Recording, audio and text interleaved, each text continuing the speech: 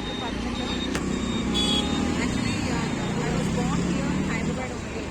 కాకపోతే నాకు మేము స్టార్టింగ్ స్కూలింగ్ అనేది కరీంనగర్లో స్టార్ట్ అయింది. అంటే మా ఫాదర్ సెటిల్డ్ ఇన్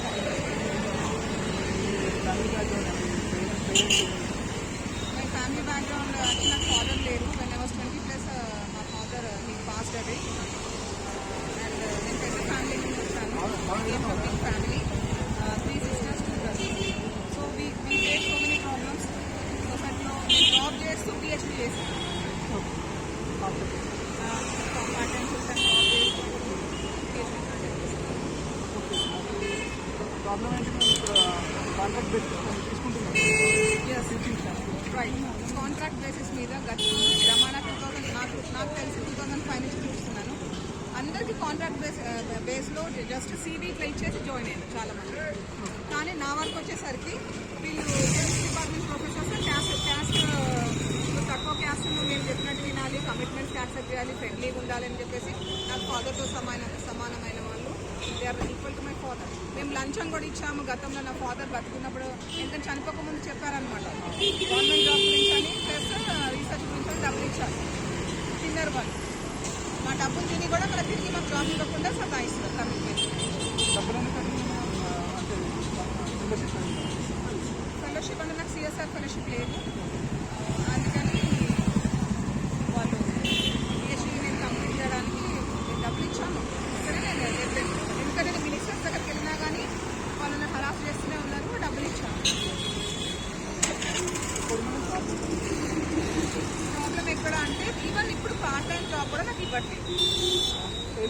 నోటిఫికేషన్స్ చూసి జాబ్ అప్లై చేశాను. అయితే వాళ్ళు నా CVని తీసేసి డస్ట్బిన్లో పడేయడము, డిఫరెంట్ కాలేజెస్ వీళ్ళు ఎక్కడెక్కడ చూపించారు. నోటిఫికేషన్ నాకు మన ఓయి వాళ్ళే నాకు షేర్ చేసేవాళ్ళు. నేను అది చూసి అప్లై చేసేదాన్ని.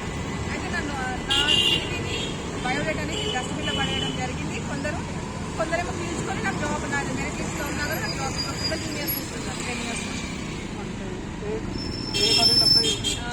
కోటి women's college, Saifabad degree college, Nizam college, Satavahana university, Palamuru university, Mahatma Gandhi university.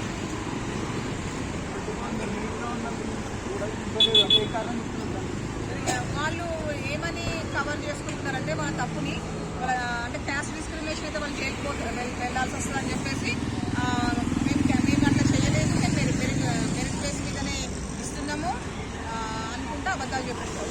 వాళ్ళు టీచర్ అయి ఉంటే టీచర్ అంటే లైఫ్ ఇవ్వాలి కానీ ఆడపిల్ల లైఫ్ తీసేయాలి. కానీ వాళ్ళు ఏంటంటే వాళ్ళు నాకు టార్గెట్ చేశారని నాకు అర్థమైపోయింది.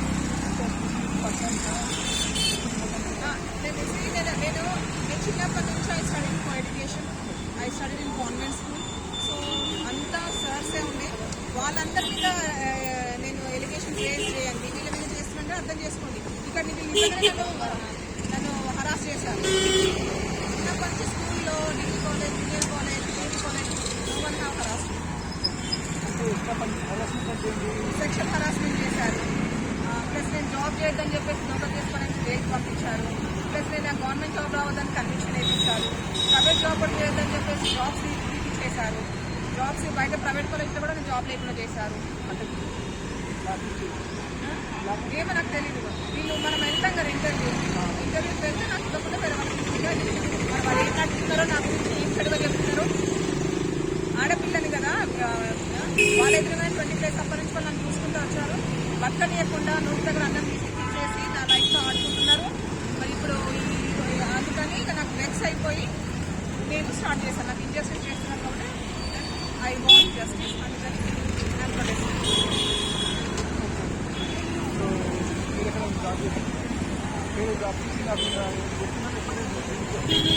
దీనికోసమే గతంలో చేశాను. I work in different schools, colleges, engineering colleges, degree colleges. And ఇప్పుడు చేయట్లేదు, లాస్ట్ ఇయర్ చేయట్లేదు. And I need justice. I'm waiting for justice. Okay, so all of you have to support me. If I don't get justice from Osmania University, I decided to contest as MP from Hyderabad or Secunderabad.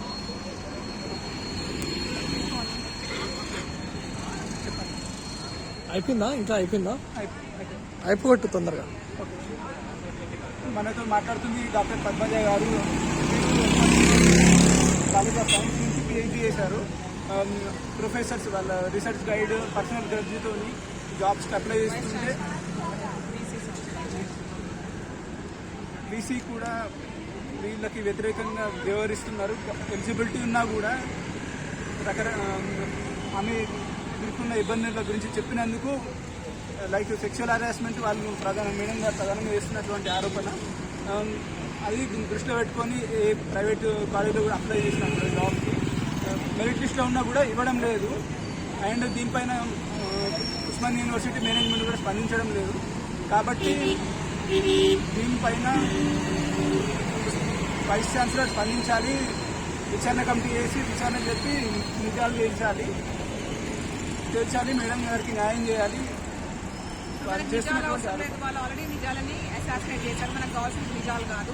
ఎందుకంటే నిజాలన్నీ వాళ్ళు ఏమేమి నా మీద allegation చెడుగా చేశారు అదంతా government రికార్డులో ఉంది. వాళ్ళు నాకు ఏ విధంగా నష్టం చేసింది మొత్తం గవర్నమెంట్ రికార్డులో ఉంది. మనకు కావాల్సింది జస్టిస్ నాకు జాబ్. నాకు నా ఫాదర్ లేరు, నా హస్బెండ్ ఒక అతను నన్ను మానభంగం చేసిన వ్యక్తి నన్ను మ్యారేజ్ చేసుకొని నన్ను చంపడానికి ప్రయత్నం చేశాడు. అందుకని నాకు జాబ్ ఇంపార్టెంట్. జాబ్ మేడం విధంగా వాళ్ళు జాబ్ కోరుకుంటున్నారు. సో వీటికి స్పందించాలి దీనిపైన. లేకపోతే మేడం స్పందించకపోతే నిరసన వ్యక్తం చేయడానికి రాబోయే జనరల్ ఎలక్షన్స్ ఎంపీగా పోటీ చేయడానికి కూడా సిద్ధంగా ఉన్నారు. సో తెలిసిన వాళ్ళందరూ స్పందించాలి, బీసీ దృష్టికి తీసుకెళ్ళాలి. ఉస్మానియా యూనివర్సిటీ స్టూడెంట్ యూనియన్స్ కూడా స్పందించాలి ఈ విషయం పైన.